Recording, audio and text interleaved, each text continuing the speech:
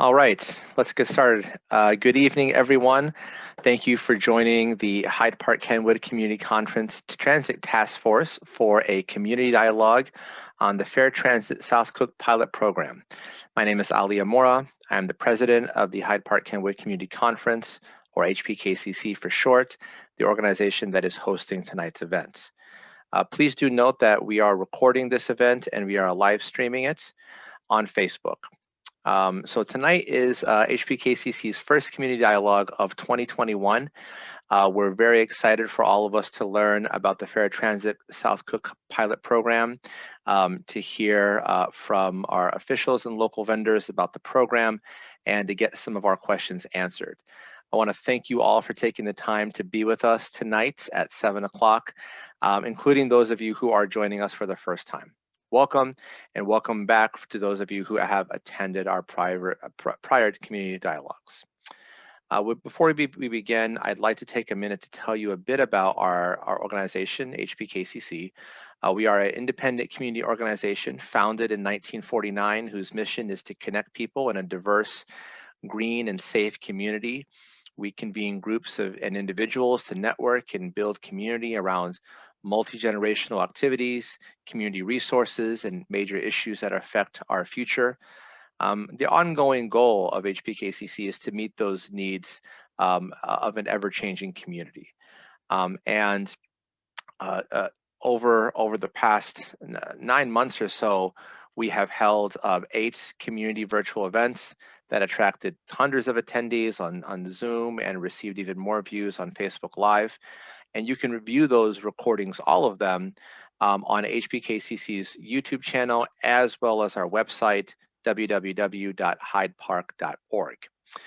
Tonight's Transit Task Force dialogue on the Fair Transit South Cook pilot program is a continuation of the community building and information sharing that occurred during our prior events.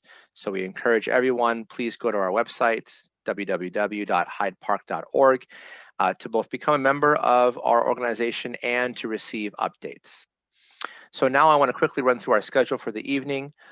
First, we're going to hear a brief welcome from Roger Huff, our co-chair of the Transit Task Force, and from Linda Thisted, who's co-chair of the Coalition for a Modern Metra Electric. And in second, we're going to have members of the Cook County Department of Transportation and Highways who will give an introduction and overview of the Fair Transit South Cook pilot program. And following that presentation, we will have a moderated question and answer session. And we'll have representatives with us from both Metra and PACE available to answer questions. A note on questions. So we'll begin the Q&A session with some questions that our Fair Transit South Cook team will be asking of the audience. And then after that, we'll move on to questions that were provided in advance. And we will follow that with an open Q&A. So you'll be able to ask your questions in the chat.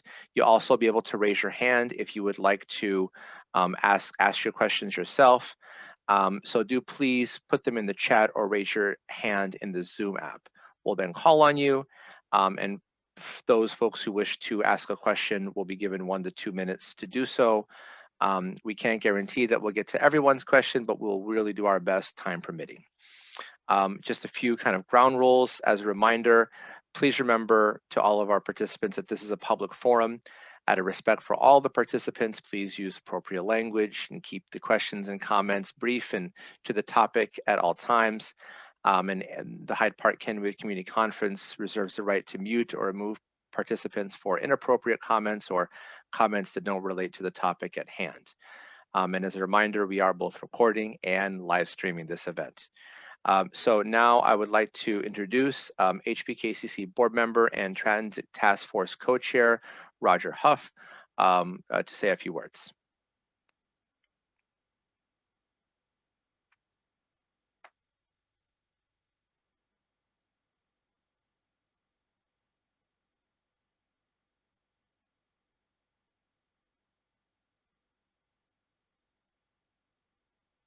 You got to unmute, Roger.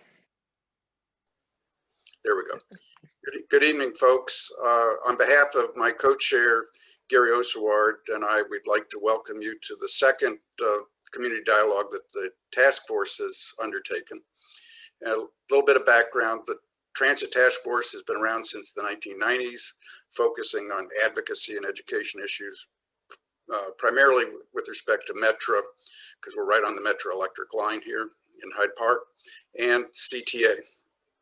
But we've also, our first forum was on the e-scooter program last fall, and we've looked into micromobility, then the last mile issues as well. We have an e-list, and you were offered the opportunity to sign up for that e-list when you registered. And post-meeting, I'm going to try to get a reminder out to everybody. If you didn't exercise that option, we'd love to have you on, and so we can keep you up to date on what's happening with our group. As part of our Metra advocacy, the task force, a committee of the conference, and the conference were founding members of the Coalition for Modern Metra Electric, a group of advocacy organization that's been working on these issues. And I'd like to now turn it over to Linda Thisted, who is co-chair of the Coalition for Modern Metra Electric, who can fill us in on a little bit more by way of background. Thank you all. Thanks, Roger. The Coalition for a Modern Metra Electric was formed about 5 years ago to advocate for turning the Metra Electric into a rapid transit system, akin to a CTA rail line. Our goals were, and still are, to have the Metra Electric lower its fares to CTA levels, to allow low-cost transfers to the CTA and PACE using the Metra card, and to run trains more frequently during the day. We are a coalition of 20 organizations. I may or may not have a slide that shows that, including religious institutions, transit experts, civic organizations, chambers of commerce. The reason we have such broad support and broad interest is that better utilizing the Metra Electric has a number of benefits. It addresses transit equity issues, social justice issues, and makes the South Side more attractive to both residents and businesses. On the transit equity front, the South Side has many fewer transit options, especially rail options, than the North or the West sides. On the social justice front, frankly, there just aren't enough jobs on the South Side. A recent Harvard study showed that commuting time is the single strongest factor in the odds of escaping poverty. The Metra Electric is a great option to lower commute times. The idea of making the Metra Electric into a rapid transit system has been around for, frankly, a long time. What has been lacking is the political will to make it happen. So our coalition is extremely pleased that Cook County is leading the way by funding this 3-year pilot project. Now I'd like to turn it over to Abby Monroe of Metra Strategies, the organization that's been charged with the marketing and communications for this pilot. Thank you. Thank you, Linda and Roger.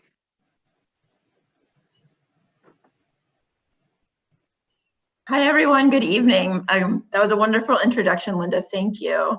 I want to first also say thank you to the entire Transit Task Force for having us tonight. This is the exact type of community engagement activity that we want to be doing at this stage in the pilot. And so we're really grateful for the invitation to be here and for all of you that tuned in to hear what we have to say. Like Linda mentioned, I am a consultant with Metra Strategies, and my team, along with AECOM, has been supporting Cook County in initiating the pilot. Will be part of the project during the 3 years that it's going on. And you'll hear from me a little bit more later about our community outreach plans and activities. I'm joined tonight as a presenter with me by Sis Killen, who is the acting superintendent of Cook County Department of Transportation and Highways. And like Ali mentioned, at the end of our presentation, we'll be joined by Michael Gillis, Director of Communications from Metra, as well as Maggie Skoggs back in, Chief Communications Officer at PACE, to help answer questions during the Q&A.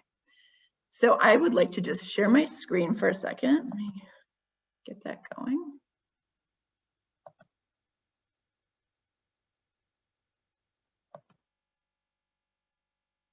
right.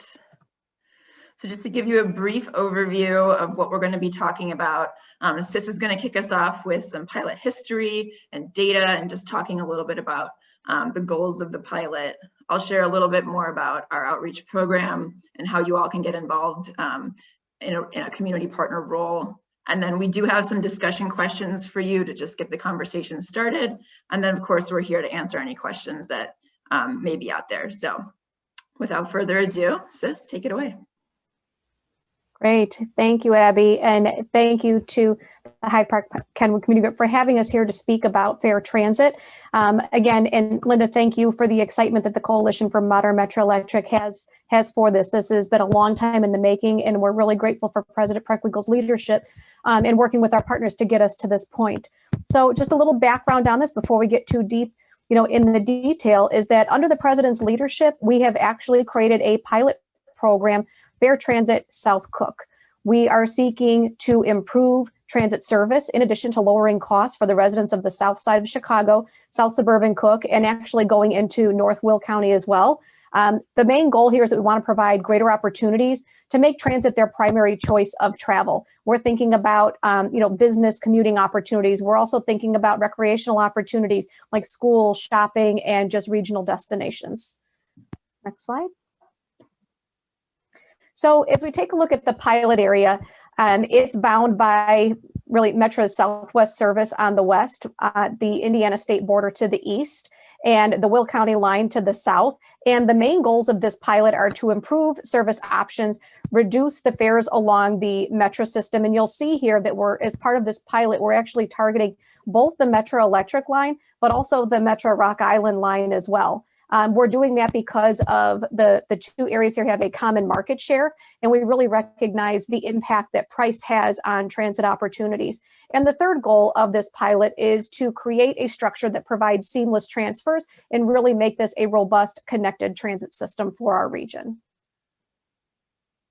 I want to give you a little bit of background on Fair Transit and how it came to be. Back in 2016, the Department of Transportation and Highways had its long-range transportation plan approved by the county board. This was the first long-range plan that had been done in over 70 years. And what was really unique about this transportation plan is that it did not consist of just a set of transportation projects that needed to be advanced. Under Madam President's leadership, she recognized that we needed to set policy priorities so that we could create a framework by which we can advance a holistic transportation system. And that was not coming up with a prescriptive list of projects, but 5 policy priorities to identify how we are going to get to the place that we want to be.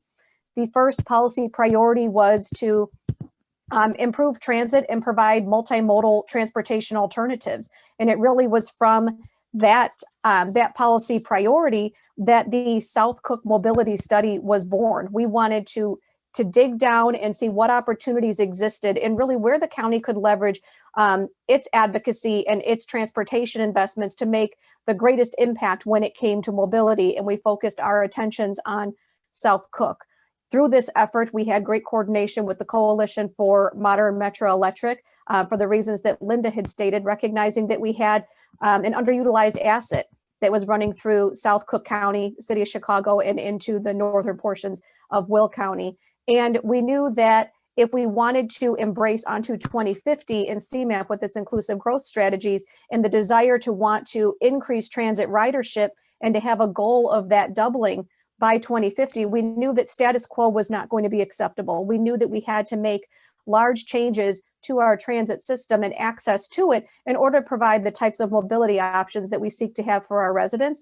And something else that Linda had mentioned that I do just want to draw attention to, one thing that we know can happen here is that we know that as we started to look at fair transit, it's unlocking the business opportunities. It's providing access for businesses to come into our communities and unlock a robust workforce by providing our residents with improved transportation options. Next slide, please. Sorry, sis, just give me one. Oh, no, that's okay. Take your time. You might have skipped a couple. Oh, there we go. Sorry, delay. Okay, no worries. So we just want to spend a minute now to talk about the South Cook Mobility Study, because it was this study from which Fair Transit South Cook was born. We recognized that the key to our pilot area is that it focused on high or areas of high transit dependence, but we knew that they had limited access to that. And we're not talking about, you know, physical accessibility, but we're talking about that connectivity. We're looking at first mile, last mile connections to make sure that that transit is actually accessible and usable for our residents. We had modeled scenarios for new services. We looked at different types of fare structures and facilities, and we really wanted to see what the biggest drivers were going to be if we wanted to increase transit ridership in our region. We included scenarios that were proposed by local advocates and agencies. We did head-to-head comparisons of 8 proposed scenarios, and then actually hybrid scenarios that had come out of that based on feedback that we had received from our service providers. And we were looking at the potential of improvements, looking at those service, proposed service change opportunities, looking at policy changes, looking at what would happen with major capital investments along those facilities as well. And what we found is that reduced fares really drove tremendous ridership growth on Metra in South Cook. We found that to be the biggest driver in the delta of those who would be using transit. And we saw that the opportunity to increase those transit trips went up the greatest with that lever being activated. We also saw that optimized service frequency and bringing near CTA levels of service for the Metra electric line also had a very positive impact in the scenario analysis. We knew that we found that we were able to see significant ridership increases, but we also observed that, you know, some services were going to see some losses. And this is not a debate on, you know, taking riders from one system to the other, but it is really to cultivate an opportunity to bring more riders to the service in general and to make sure that our residents have access to the most efficient mode of travel to get them to their ultimate destination. We also took a look at a scenario for the I-294 corridor. This is the Illinois Tollways Central Tri-State corridor that we looked to see, well, what would happen with transit ridership there? And we found that Flex Lane Express bus had high ridership as well. And the reason why we took a look at that scenario is that we're looking at where the major job centers are. If we want to connect residents to job opportunities, we need to look at those major travel paths and see, again, what scenarios could bring the highest levels of transit ridership. And we really wanted to have that focus on new transit ridership. Next slide, please.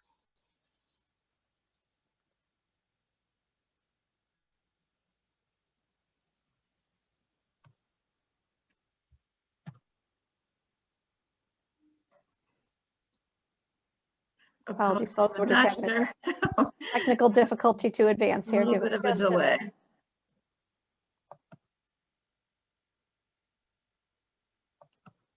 There we go. There. Oh, okay. All right. So as we took a look at the study region for the South Cook Mobility Study, you know, we were asked questions, why are we focusing on this area? How did we come to define that pilot area? And there are several reasons that we had done that.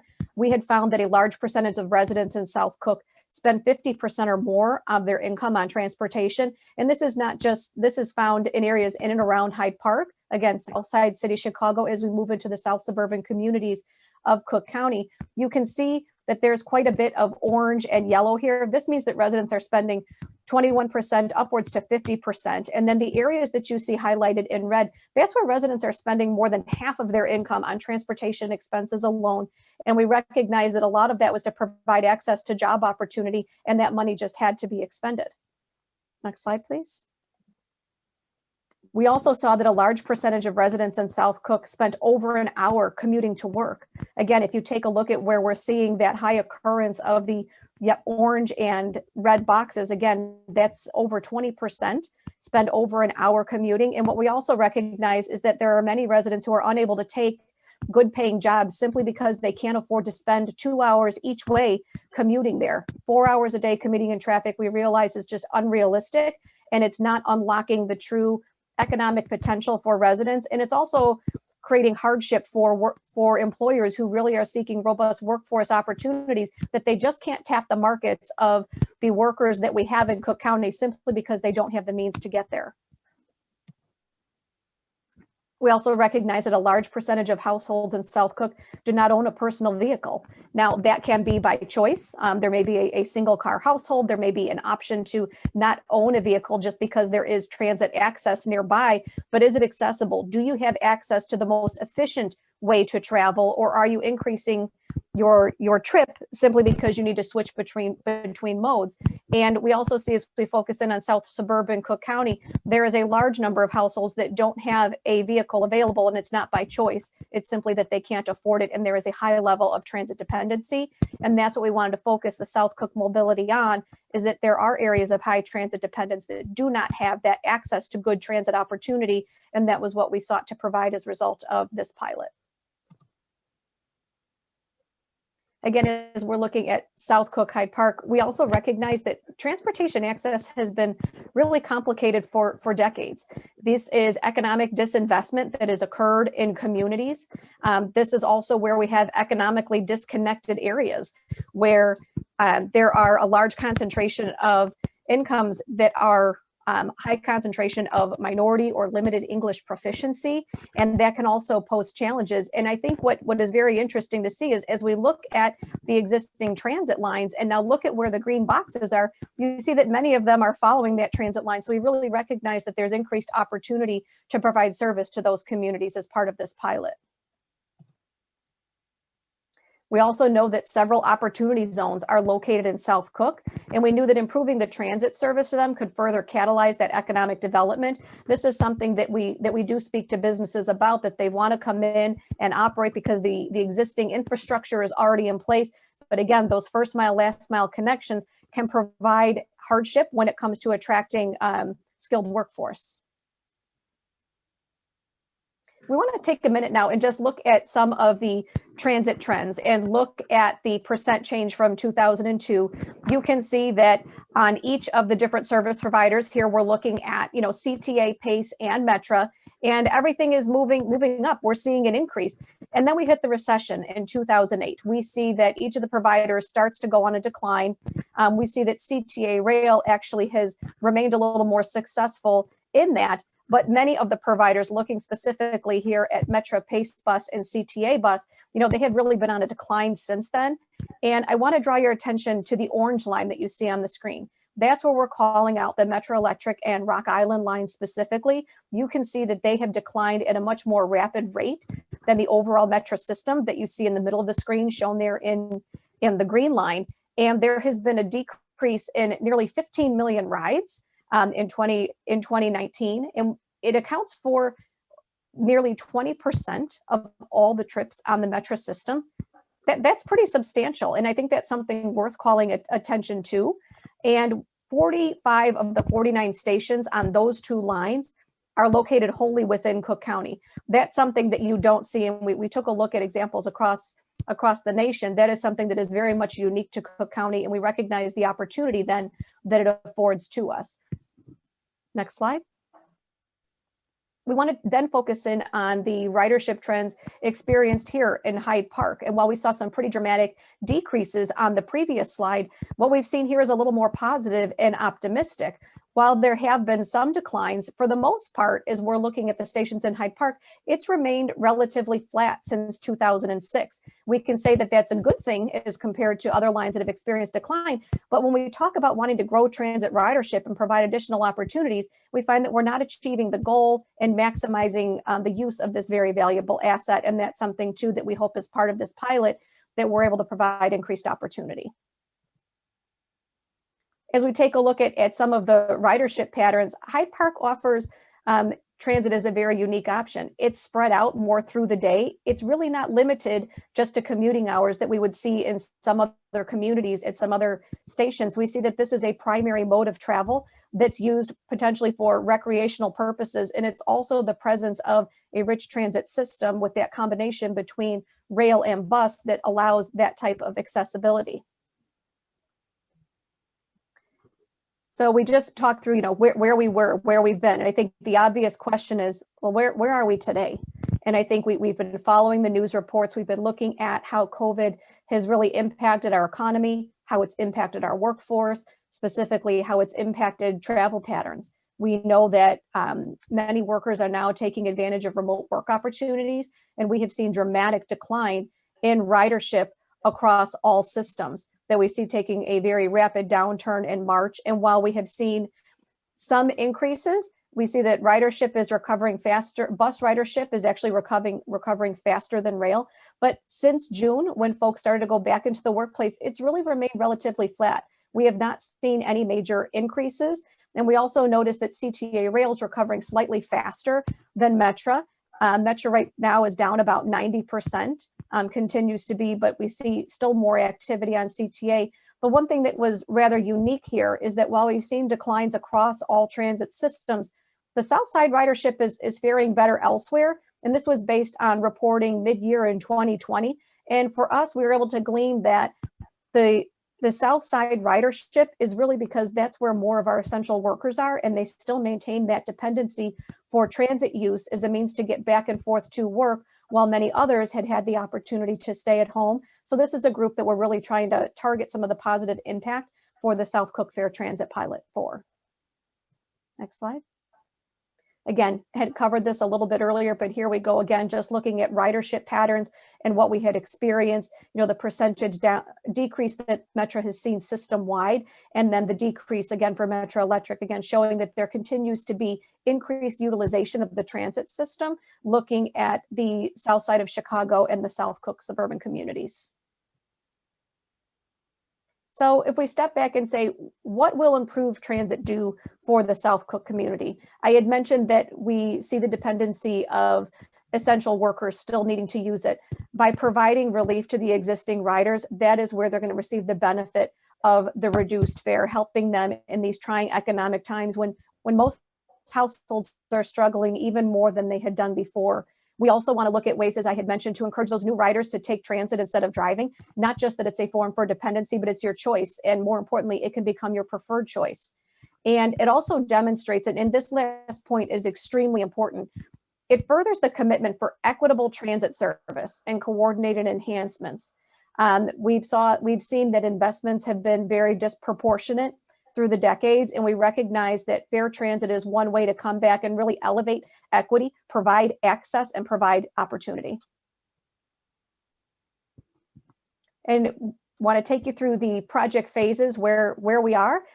We very excitedly went through the launch of the pilot implementation. We just kicked off earlier this year, just after the new year.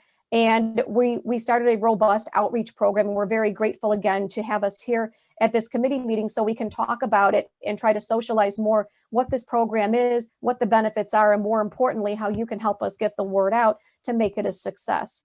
We want to bring aboard in 2022, more improvements, and we're going to be sending out surveys so we can measure success. Right now, we find ourselves in a bit of a challenging position as we launched this, during COVID, and we said, well, why would we do this now? We should wait for, transit ridership to quote unquote normalize. But what we recognize is that the launch of this pilot right now, in the midst of COVID, is that this is really a recovery strategy. And this is something that through the leadership of President Park-Kenwood and the partnership we have with Metra and Pace, we knew that this was a way that we could move the recovery along a little bit quicker. This is a 3-year pilot. So we are going to be revisiting the data collection and analyses and fine-tuning things as we go, because we want to make sure that we can, calibrate the different enhancements that are going to come online throughout the life of this pilot and be responsive to the needs that exist. And then we want to compile a final report at the tail end of this project with lessons learned, recommendations for next steps. We really think that we have something very unique here and that it can be replicated really as a model across the nation. So as I had mentioned, we had kicked off just earlier this year. And as part of this pilot, the main focus of this pilot is the reduced fares that the riders are going to have. You see here the bullets on the screen that everyone now on each of those 2 lines is going to have the benefit of the reduced fare rates. And typically they were reserved for seniors and students, but right now everyone has that same benefit. You can purchase them from ticket agents, the ticket machines, the Metra app. And one question that we had received was, would there be any further reduction for the reduced fares if you qualified as one of those groups? And the answer was no. We're actually reducing all fares to that amount so that everyone has advantage of that reduced fare. We also are going to see improvements and enhancements on Pace's Halstead 352 route. So new timetables have been provided that increase service. And this was a great addition to the project The PACE 352 Halstead route, this was actually a great partnership that the county had with PACE as part of our inaugural Invest in Cook program, where we had provided funds for a feasibility study to see how we could have some improvements and enhancements on that route. This route provides 24-hour service that comes from Chicago Heights in the south all the way up into the 95th Street station and upwards to 79th Street. So we know that this is really providing a lot of access and mobility for South Cook residents. On the screen now, we just have an example of how the fares have been reduced. We wanted to show you looking across all of the fare zones and looking at the different types of tickets that can be purchased for Metra. So we say that it's up to a 50% reduction. You'll see that some receive just above 50 and some actually have lower in the 40% range. And that's because the monthly tickets already had a decrease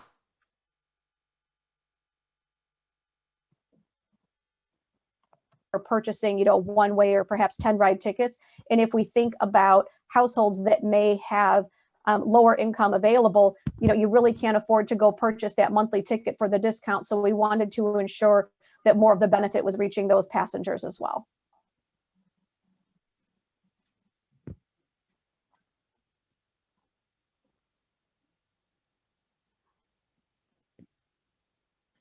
Are you seeing the next slide? I'm not sure if I'm frozen. It just came up. Yep, okay. We're good, Abby. Thank you. So as we look at the changes that are going to be coming for the Halstead 352 bus routes, I had mentioned there's going to be more trips, to and from. And again, this is a 24-hour service line, and it's going to have more trip options, both earlier and later, making those trips. You see that there's also changes on the weekday, including Saturday and Sunday. We recognize the need to provide more frequent service and the opportunities that can afford for our residents. All right, Abby, I'm going to sit back now. I'm going to turn it over to you to talk about some of our public engagement outreach.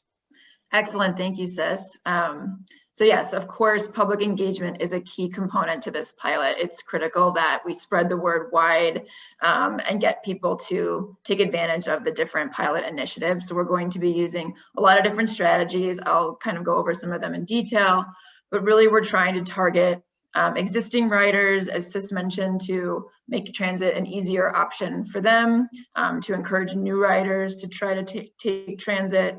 We're working with a core stakeholder group. We already had one round of virtual stakeholder meetings in late 2020, and we're going to be doing that again in the spring. And then we're really trying to align with all of the different planning initiatives that are taking place throughout the pilot area. We're going to be popping up over the summer, hopefully, attending lots of different events at that time. So we're really excited to kick this off.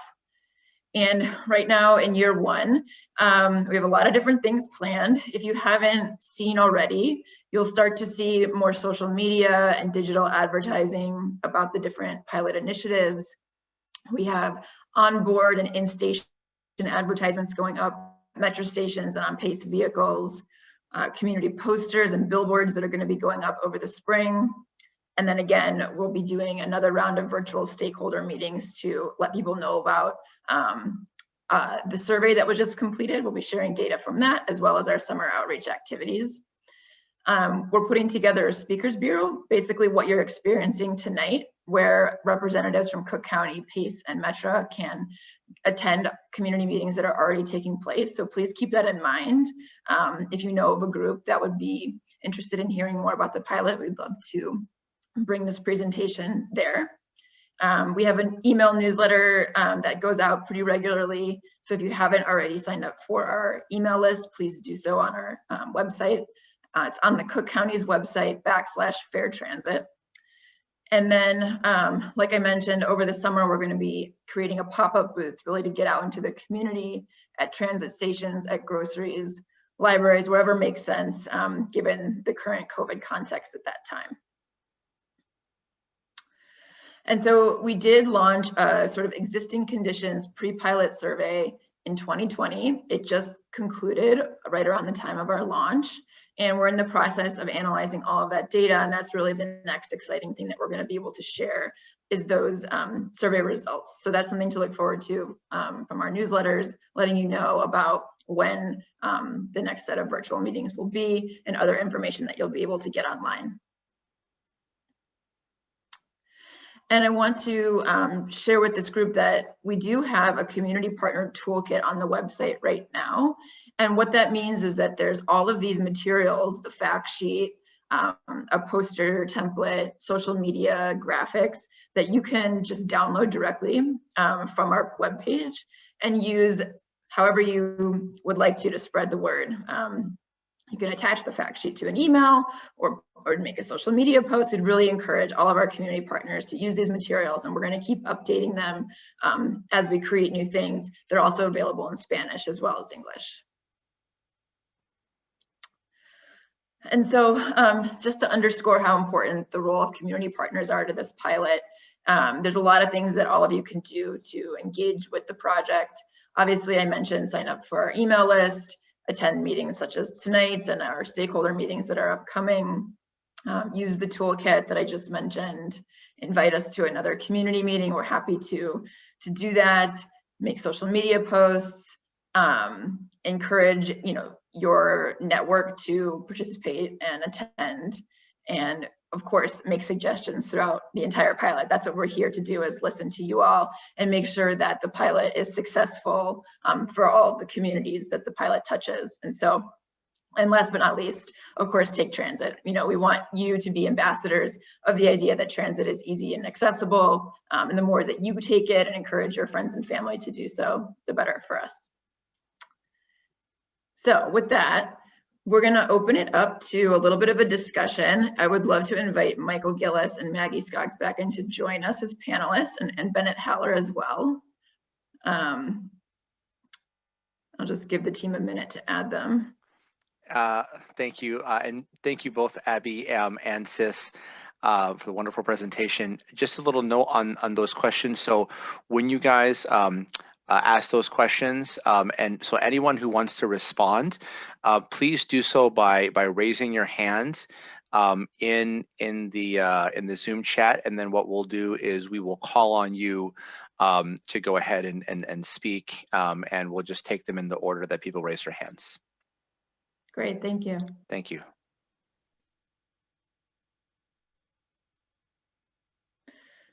So while we're getting our speakers lined up, we thought it would be great to just kick off the discussion with a few questions. I'm going to read through each of them, and then we can kind of take them one at a time if folks have thoughts and comments. But obviously we're interested in the answer to all of them, so if you want to jump ahead, that's all right too. So what we're interested in knowing is, how can we best share information about the pilot with the Hyde Park and Kenwood communities? If you can tell us additional ways that we can connect with your networks, we'd really love to hear about that. And then in addition to the goals of reduced fares, improved service, and simplified transfers, what else are you looking for the pilot to do to get people back on transit? What can we do to make the pilot more successful? And then, of course, what does success look like? We've talked about how we're going to be issuing surveys throughout the pilot to measure success and trying different things and calibrating, as the pilot evolves. But we'd really love to know if you think there's another way that we can be looking for measuring success. And then obviously, thinking about pre and post COVID circumstances, if there are other challenges that you have faced in your community with taking transit, we'd love to know about that so we can think about if there's a solution and implement during the pilot. So I'll pause there. Do we have everybody? Looks like we do. Okay, great. Perfect. I couldn't see everyone. Perfect. All right. So Ali, if you want to go ahead and start facilitating people with questions. Yeah, we have, so our first hand up is Catherine Williams. So I'm going to go ahead and unmute you, Catherine.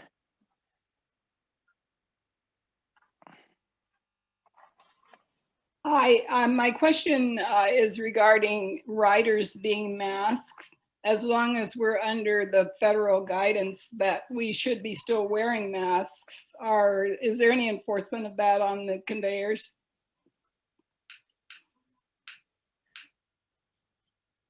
So Michael or Maggie, would you like to take a stab at that one? Sure. This is Michael Gillis from Metra. Thank you for having me tonight. And before I get to answering that question, I would be derelict if I did not publicly thank President Preckwinkle for this program and for her, not only for her financial support, but for her leadership on this issue. Regarding masks, we are doing everything we can to get people to wear them. We have done since the governor implemented the mask mandate back in May. We are requiring everyone on board the trains to have a mask for the entirety of their trip. We are reinforcing that message with plenty of onboard signage and station signage. Our conductors are making plenty of announcements, reminding people about that mandate and the need to socially distance. We are also equipping our conductors with masks to offer them to people who are not wearing them. And we are finding that these efforts have been very successful. We do counts of people without masks, and the counts are always less than 0.5%.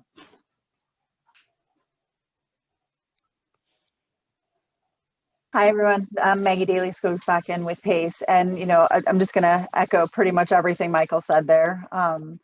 We have been enforcing masks and requiring masks since May. However, we are, our operators have the option to press a button for audio when they see someone who might be boarding with a mask without a mask on or wearing it improperly. But we don't encourage engagement. Like, we're not asking our operators to act as the enforcers of that. So we're doing all the same things that Michael is. We're doing onboard signage. We have wrapped buses encouraging people to wear masks. We send out emails. We have a lot of social. We have a social media contest going right now called PACE Pro, where people are taking pictures of themselves wearing masks and posting them for prizes. So we're trying to do some influencing that way to encourage people to use it. But yeah, we've been requiring it since, I believe, May.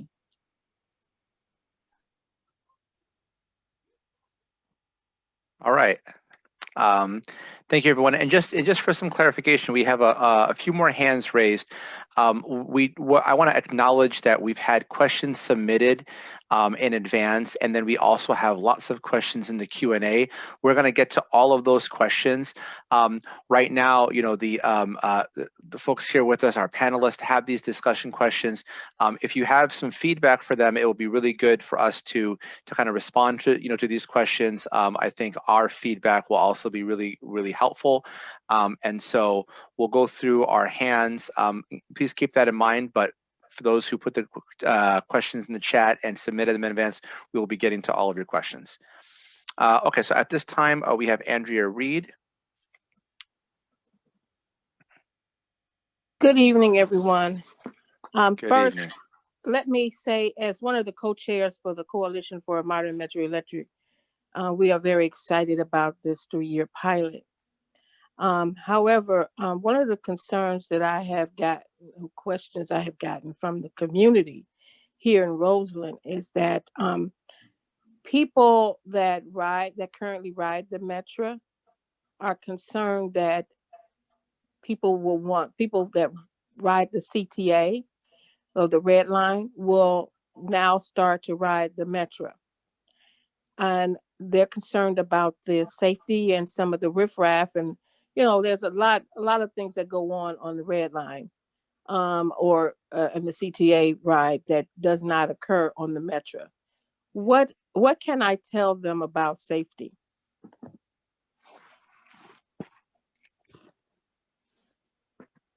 Hi, Michael Gillis from Metra again. I mean, our trains are safe. I don't know what else I can tell you. I think anyone being on our trains will testify to that.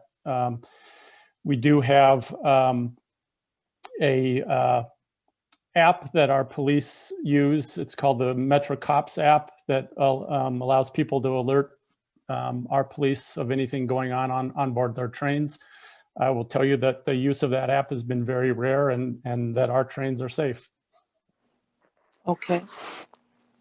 So ridership from the red line won't have any influence on that at all? I would not expect so, no. Great, thank you.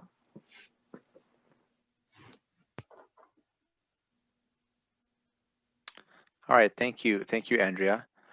All right, so we have Gary Asaward, who is a Hyde Park-Kenwood Community Conference board member and also the co-chair of the Transit Task Force.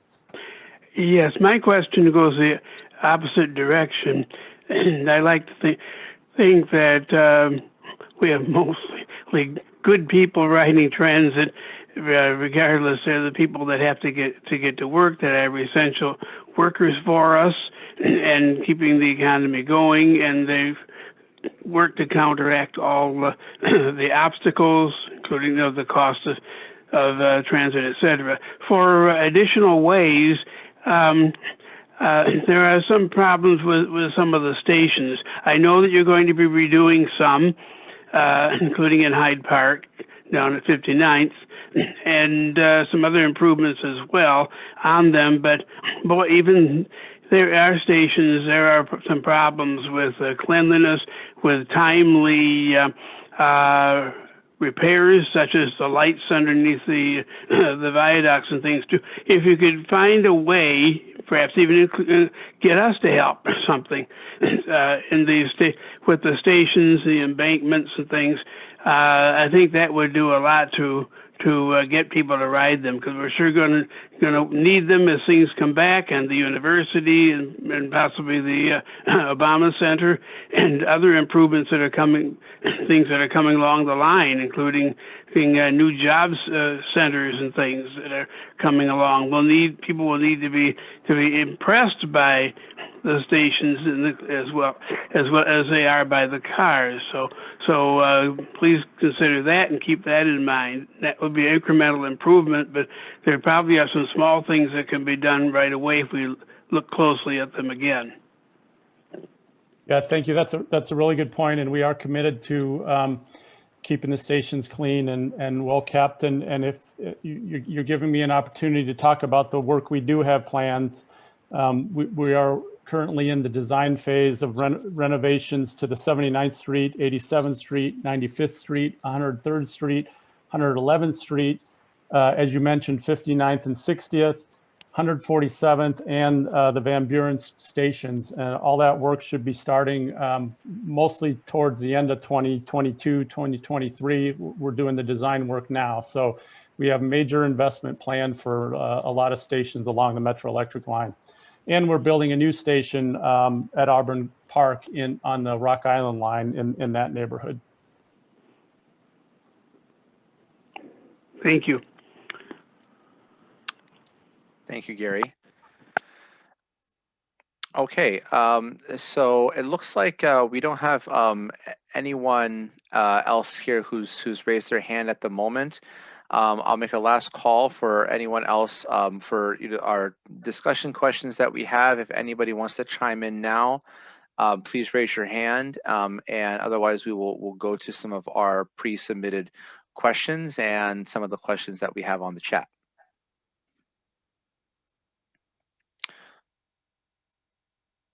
All right.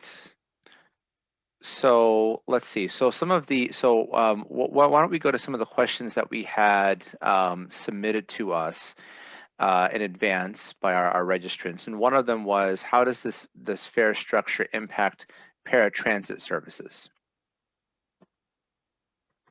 At this time, there's no impact on our paratransit fares. That's a completely separate system.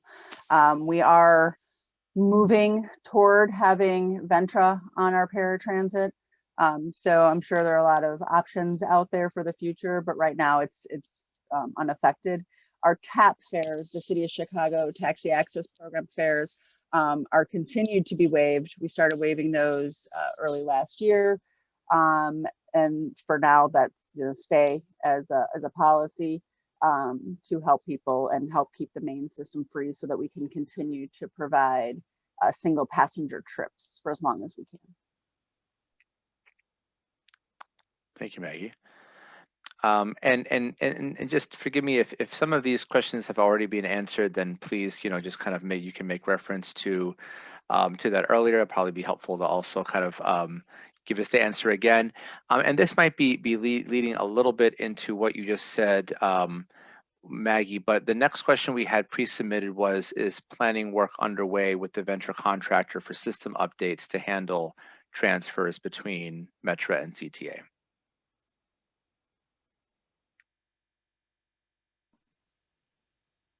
I can actually jump in on that one. So this is Siskillen with Cook County. So the pilot is a multi-phased operation. Right now, the first phase was very much focused on the launch and being able to activate the reduced fares.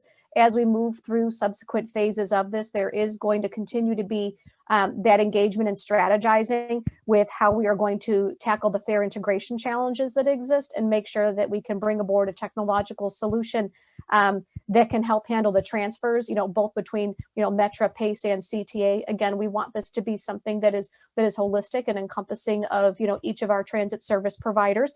But we wanted to get past our launch, get those reduced fares underway, and now the focus is looking at the technological solution to accomplish that. Thank you, Sis. All right, we'll take one more from the pre-submitted, and then we'll start to go into our Q&A. So we had a question submitted about what accommodations will be provided for mothers traveling with young children. An example, carrier or strollers or mothers expecting. Well, of course, they're welcome to ride Metra anytime. The electric line is a little difficult with strollers unless there's an elevator at the station. But if you are able to get on the platform, it's pretty easy to get onto the trains because they're high-level platforms. There's plenty of room for strollers on the trains. We only ask that they don't park them in the aisle blocking ingress and egress. And I would just recommend if anyone's having trouble, just look for the conductor. They'll be happy to help you. And for PACE, we have lifts if needed. Some of our newer lines, like the Pulse system, they have level boarding, which makes it a lot easier for both mobility devices and people with strollers. And then once on board, it's again the same as Metra, as long as keep them out of the aisle. We do have seats that fold up. We have spaced seating right now to encourage social distancing. So they're welcome, and we're happy to have everyone on board, and there's plenty of room. Beyond that, I don't really know of any specific accommodations aimed at parents, but we do have a fully accessible fleet that allows for all types of mobility devices. Thank you, everyone. All right, why don't we take some questions from our Q&A. So we had a question from Tom McDougall, who, if anyone, is advocating for the Crossrail Chicago project, an example, connecting Metra Electric to O'Hare, and who should be pushing it.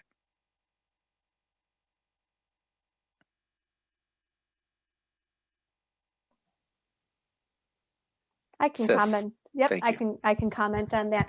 So another initiative that the county is undertaking is actually a county-wide transit plan. So similar to what we have done with the South Cook Mobility Study, we're looking at projects and initiatives and opportunities for investment that can help further connectivity. Crossrail, this is a topic that has been out there as we're looking at, an express train to Chicago. This is something we want to take a broader, more holistic look, throughout the county. So that is something that we are undertaking right now. We actually just kicked off that study. So as we look at how these different projects and initiatives can fold into areas where the county may be in a more stronger position to advocate, that is underway right now. Thank you, Sis. Okay, great. We'll move along. Our next question on our Q&A comes from Damon Arnold, who is also a Hyde Park-Kenwood Community Conference board member. Welcome. And his question is, what impact has the use of Lyft and Uber had on ridership?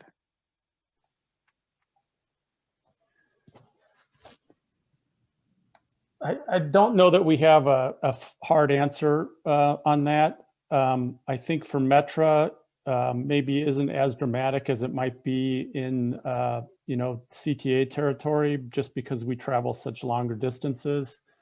In fact, we had a partnership with Uber a few years back just to, provide a way to get to our stations and from our stations. But I don't know that we've had any sort of study measuring what that impact might be. Yeah, and this is Bennett Haller with the County Department of Transportation and Highways. In some of the work we've done in the transit plan that Sis mentioned earlier, one of the most interesting things about Uber and Lyft use is it highly correlates with areas of super high transit service like the Loop and the near north side of Chicago. One of the things that certainly hasn't been used much for is for the last mile commute in more lower income neighborhoods, although again, Cook County is looking for ways that we might be able to subsidize some of those first last mile rides using those sorts of services. But generally, the high rates of Uber and Lyft use tend to correlate very highly with downtown and near north side locations in Chicago.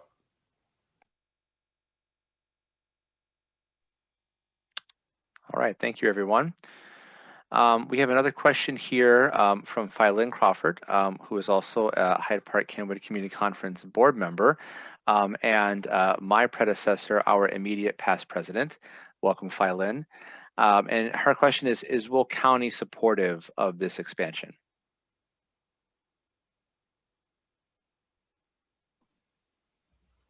I can comment on that. So one of the reasons that we wanted to include the northern part of Will County in this pilot is that it didn't make sense, to leave off a station in University Park as we're looking at travel along the entire system simply because someone is across the county border, that all of a sudden the transportation challenges don't exist or matter.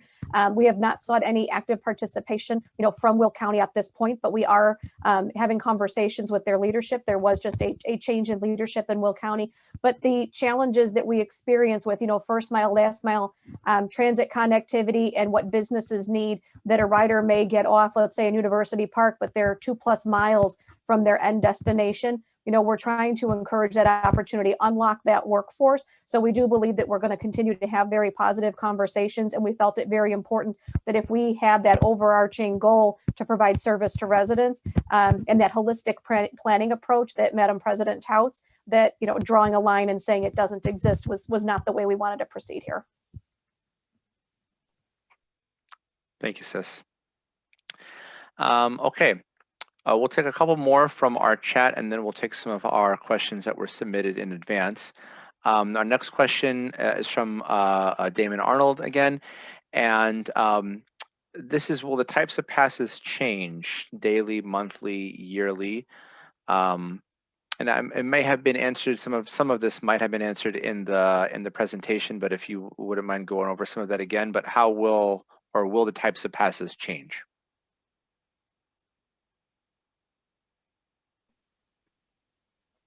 I think Sis probably is better equipped to answer this. Sure. At this point, the answer is no. We are just using the conventional reduced fare product just because that was easy to implement very quickly. Mm-hmm. And I see Sis nodding her head there. If you want to elaborate on that, I think down the line we're looking at things that might change, but we haven't made any decisions like that. Right. So just piggybacking on what Michael had said, all of the existing ticket offerings are going to remain as part of this pilot. There is no change. There is no special ticket or identification. Any ticket purchased on either one of these lines in any format that a user chooses or rider chooses to purchase them on, again, with a ticket agent, through a kiosk, in the station, all of them have the opportunity to take advantage of that reduced fare. And again, all the different types of ticket offerings are still going to be here for the daily, the 10 ride, and the monthly opportunities as well. So no change, simply just that reduced fare that Michael spoke of. All right, thank you, Michael and Sis. Okay, we'll take one more and then we'll go to our pre-submitted questions. So this one is from Tom McDougall again. What are the most significant marginal costs for Metra to increase frequency?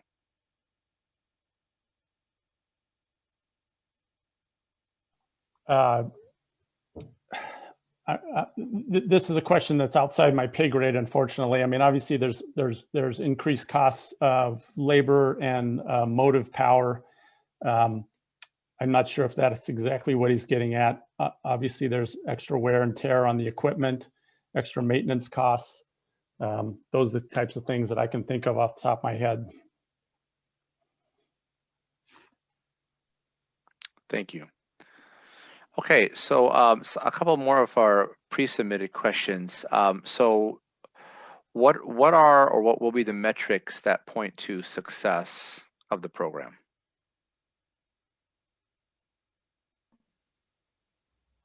One of the major measures that we're using is what is that delta in ridership, and really using the information that we glean from the public surveys is really going to be very informative, not just who is joining us, but why they're joining us, what type of travel were they utilizing before, and is this a change?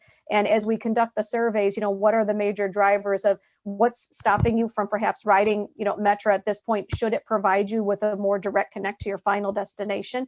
And using that as a means to measure success. We find ourselves rather challenged during COVID with the declines in ridership that we've seen and the unpredictability in its recovery. So we really need to take a fluid approach for what defines success. But we just want to make sure, are we looking at our goals, which was to improve service, the reduced fares, which we have already achieved, how many additional passengers are taking advantage of that above and beyond those who may have already qualified for that reduced fare program, and then taking or keeping a focus on that interoperability component, to see how we're progressing and making that a reality. That's really what's helping us define success here. But if we're hearing from residents and businesses that there is improvement, and through our surveys that we know that this pilot was one of the major reasons why they were able to achieve that positive benefit, that's where we are at today.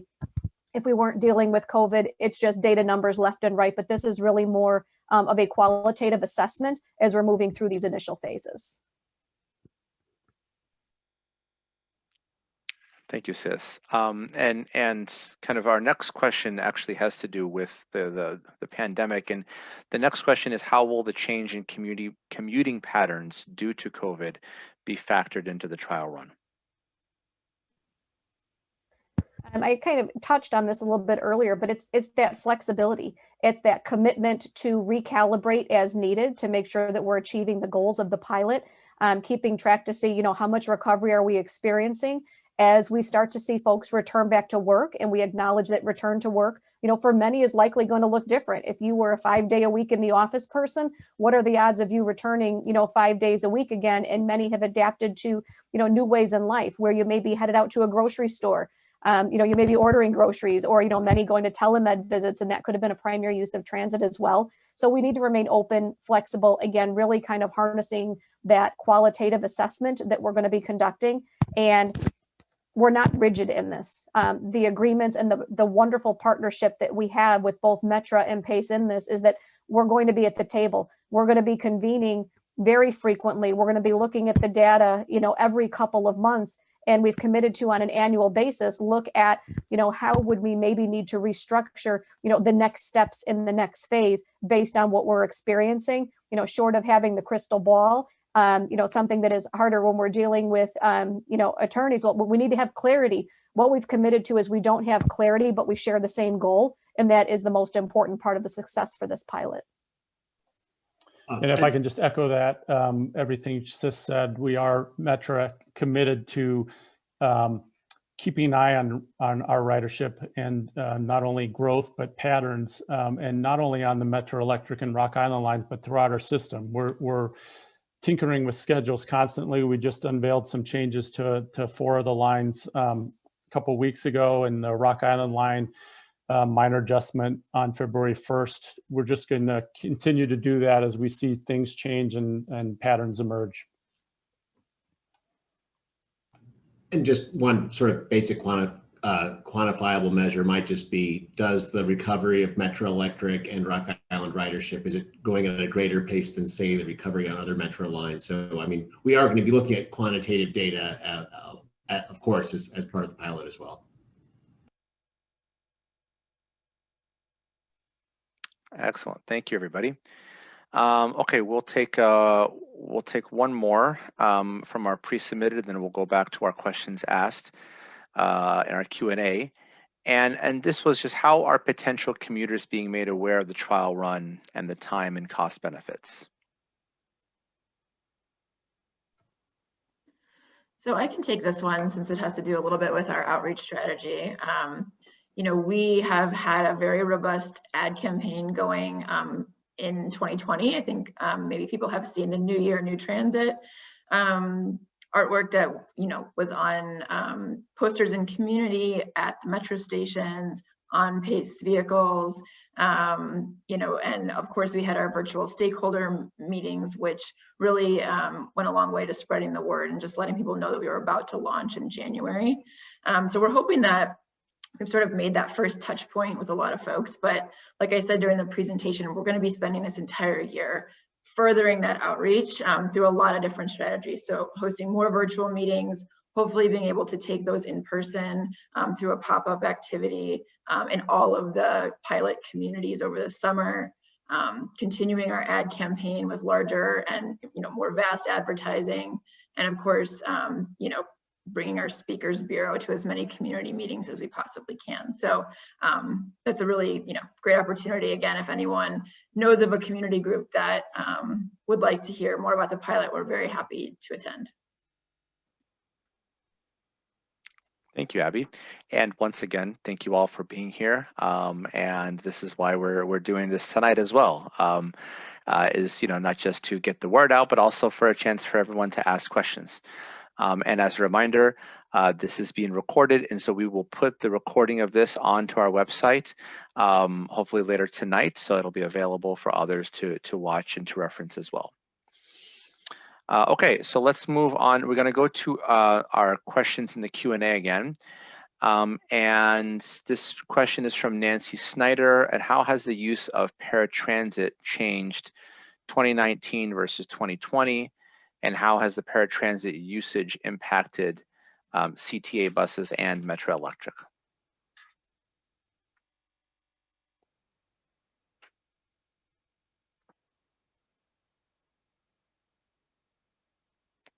All right, anyone want to take this one?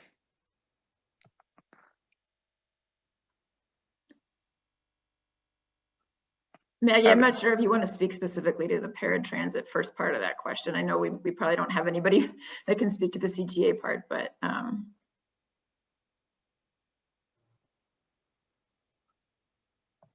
Sorry, my mouse is having battery issues, so I was struggling to unmute there. Thank you. So for the paratransit, sorry, I got distracted by the CTA element of that and didn't want to speak to that. Can we specify, what was the specific paratransit part again, please? Yes, I can. Essentially, how has the use of paratransit changed 2019 versus 2020? That was the first part of the question. Got it.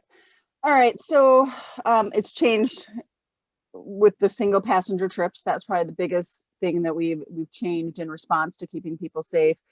And ridership wise, it has wavered between 70 and 50% of down of a loss of what it was. But I think that the biggest thing that we've done is, and as well as waiving the TAP fares, those have been the biggest changes since the year before it. And those single passenger trips, we're really focusing on trying to maintain those for as long as possible until the vaccine is widespread. But that, the element there that we have to consider is we're not allowed to decline trips. So if passengers come back, we have to accommodate that. So we'll cross that bridge when we get there. We're just trying to keep that single passenger trip, and it's not just single passenger. They can still bring a primary care attendant or a friend or family member with them. But that single passenger trip is what we're really focusing on stretching out as long as we possibly can. Thank you, Maggie. Okay, I'm going to get to some of the questions from folks who have not asked a question yet, and then I'll get back to some others who also asked questions previously. Okay, so our next question comes from Don Posey. What provisions are being made in regards to improve rider safety? Usually when people have stopped using public transit is for safety reasons.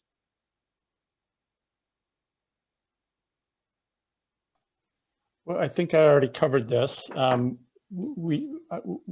trains are safe. One thing I did not point out is that unlike the CTA, we do have conductors on board the trains, and part of their job is to make sure, everyone's following the rules and that things are not you know, things are running fine. And if there is a problem, medical emergency, or some sort of criminal activity, he can summon our police, you know, to be there.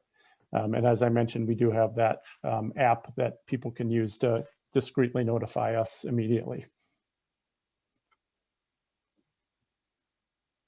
Thank you. Yes, and my apologies. Don is also one of our board members at HPKCC, and so wonderful to see so many of us here tonight. Okay, our next question, I'm going to skip down to Kathy Huff, who asked, whom do we contact directly to gain a speaker to make a presentation like or similar to the one being presented tonight, especially about the barriers to accessing public transit facing residents in underserved communities? Yeah, so on the screen right now is an email address, and that does actually go directly to my team. So you should feel comfortable sending any inquiries that you have for us. If you want to invite us somewhere, we'd be happy to do that, and feel free to just email that email that you see on the screen. Thank you, Abby. Okay, let's go down to Eugene King, who asks, it's in kind of two parts, as a future project, or will Metra create a line that connects all of its downtown Chicago terminals? Well, I was a young reporter at the Sun-Times in the late 80s, and part of my job was to cover the Mayor Daley's attempt to launch a downtown Chicago circulator to do just that. It's not really a Metra project, I wouldn't think. It'd probably be a city initiative. Short answer is no, we are not planning anything like that. It has been looked at over the years by city government, but it's always been a very expensive project and it's never come to fruition. But Michael, isn't it true that Union Station has received some tremendous upgrades recently? Well, yeah, but not in a transportation sense. I mean, the Amtrak is developing the building itself, the facility itself, but nothing that would connect, you know, like a circulator would to all the stations downtown.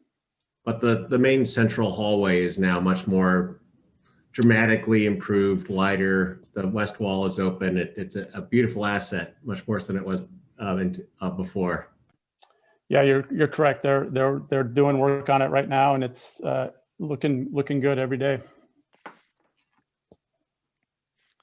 All right, thank you, Michael and Bennett. All right, let's get to some more of these questions. We just a reminder, we have about 10 minutes left before we start to wrap up. So a question again from Damon Arnold: will the scheduling frequency of trains and buses change, and then also how long will the rate changes be in effect? So for PACE, our schedules have changed significantly. There's I can't remember the exact increase in amount of trips going up and down the section of Hall, so that's part of the study. But it's much more frequent service. It's a fully new schedule, specifically for that portion from Chicago Heights, 95th, and any transfers and stuff like that. Like some of those schedules changed in response to the Halstead route changing, and those are they're not temporary. Like the goal is, you know, we go through the 3-year pilot and this is successful, and that's the new schedule. That's the hope.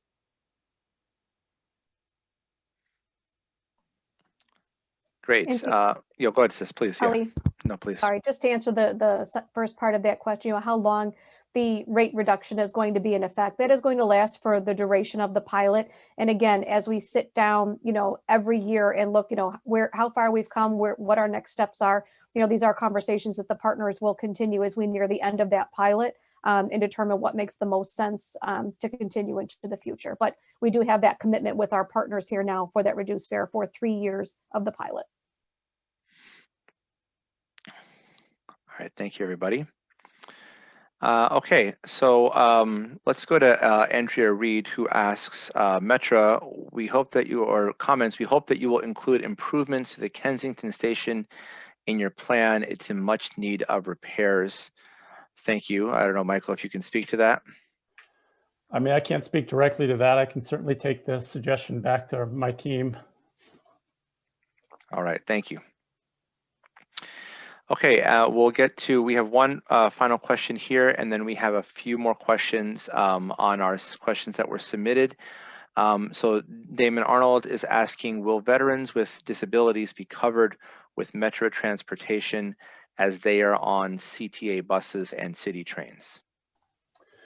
No, right now, active duty military personnel are charged reduced rates, but not veterans.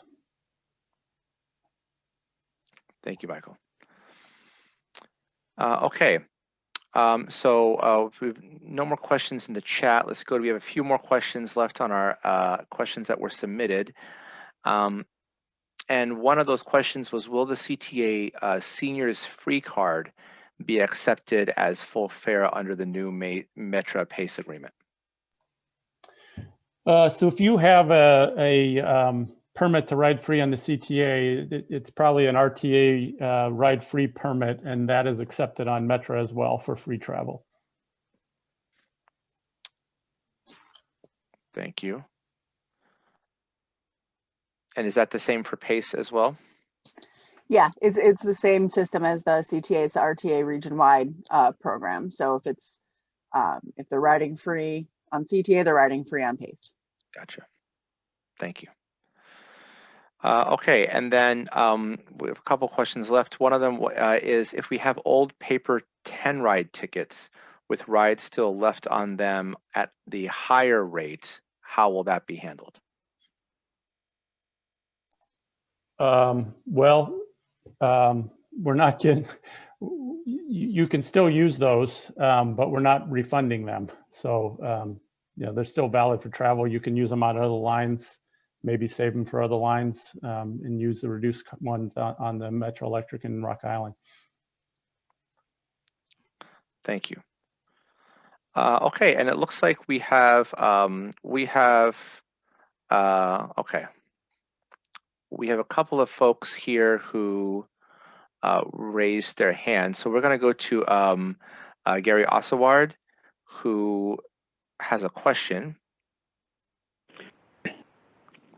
Yes, one problem that's going to be coming up is you keep mentioning the taxi free, which will revert to a reduced taxi ride, I presume, when the pandemic emergency is over. But there are so few taxis anymore that is going to create a problem for a lot of people. Perhaps that could be extended to the ride share thing as well. So there's a lot of people have to go along because they can't wait so long for PACE transportation to come, but they have to take either a taxi or some other means. The other question was, we had hoped for that there eventually would be even more changes to the schedules allowed for every 15, 20 minutes or whatever for a train to come on the Metro Electric, and at least to Hyde Park, and then maybe every 20 minutes or 30 minutes on the side branches.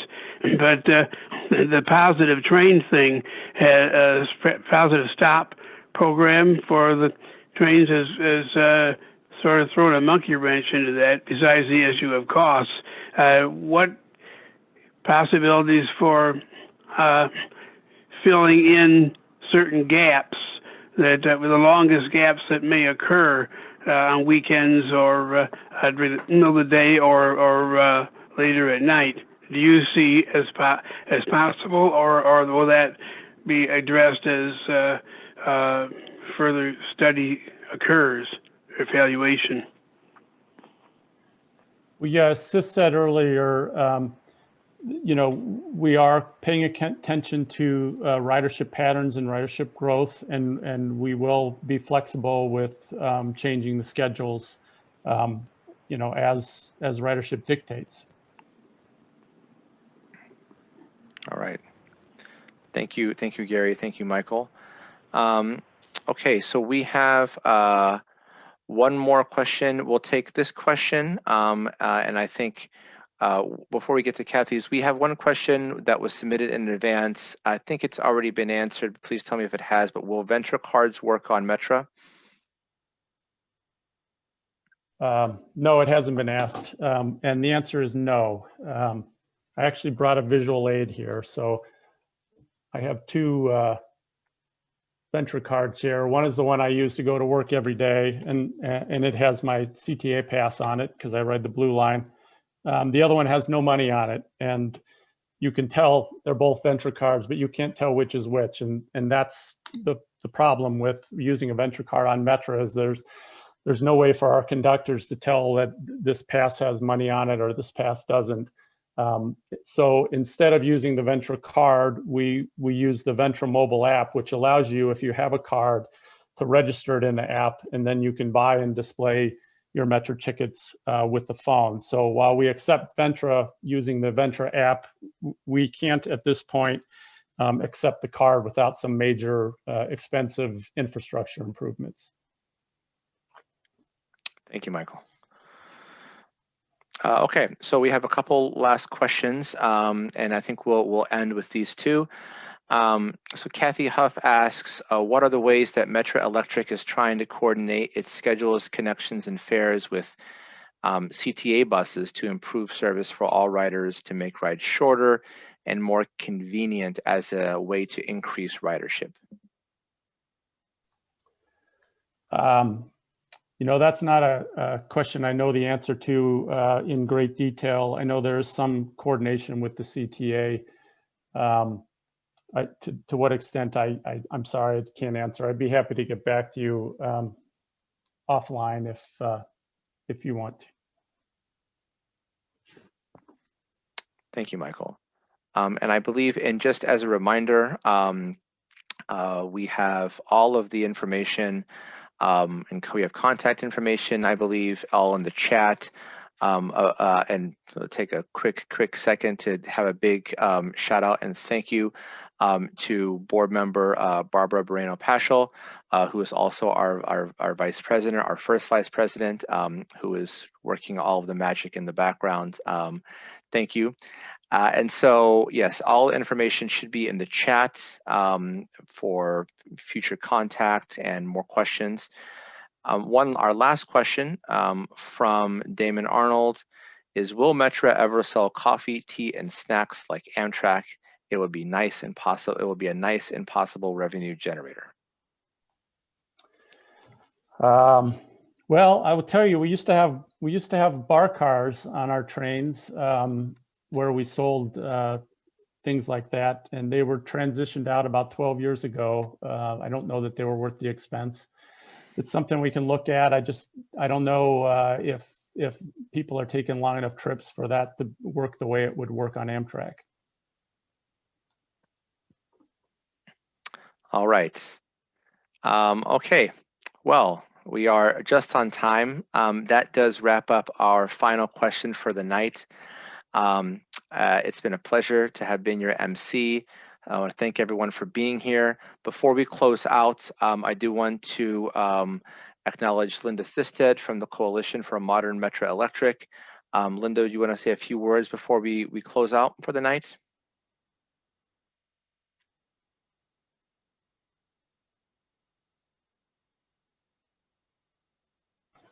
Well, thanks a lot to everybody who participated in this, and we're obviously very excited for the pilot to begin.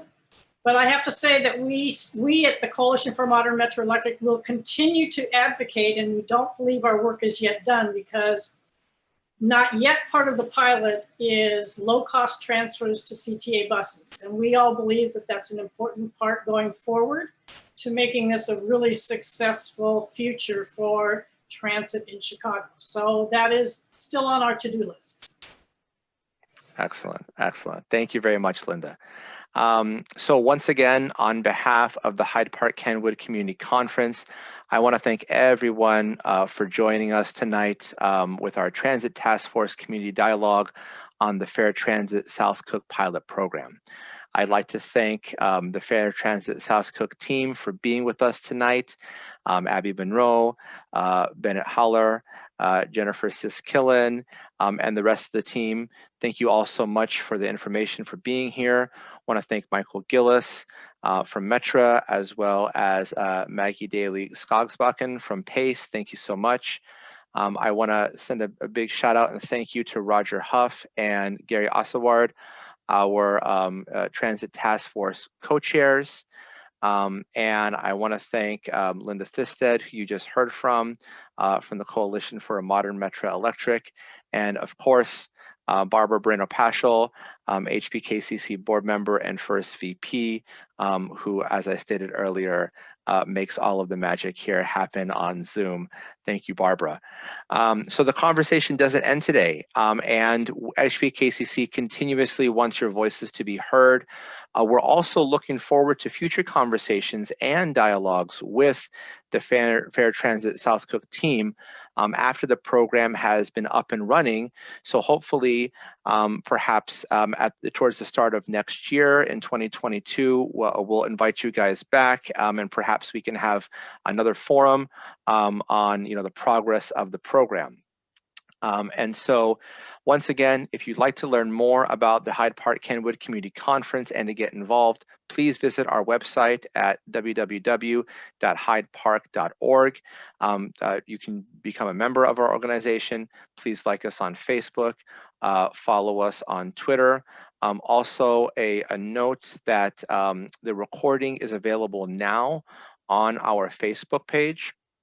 Also, one more thing, we will be holding another community dialogue in February, on the 25th of February, on a new initiative that just kind of recently came to Hyde Park, on making Hyde Park a dementia-friendly community. That will be on Thursday, February 5th. So please sign up for our newsletter, visit our website. You will get more information about that. Once again, thank you everyone for joining us. Thank you to our panelists. Thank you to our Transit Task Force. Please everyone stay safe and have a wonderful night. Good night, everybody.